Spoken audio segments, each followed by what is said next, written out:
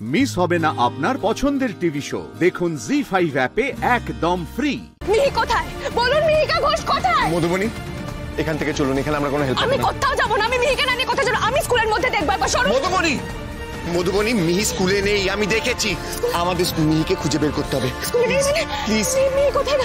মধুবনী, মিহি, মিহি।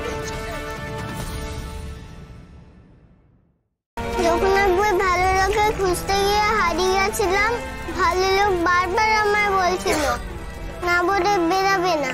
আমিও প্রমিস করেছিলাম, তা আজকে স্কুল থেকে না বলে বেরালাম। কেন যে বেরালাম? আমি কি এবার সারা জীবনের মতো হারিয়ে গেলাম?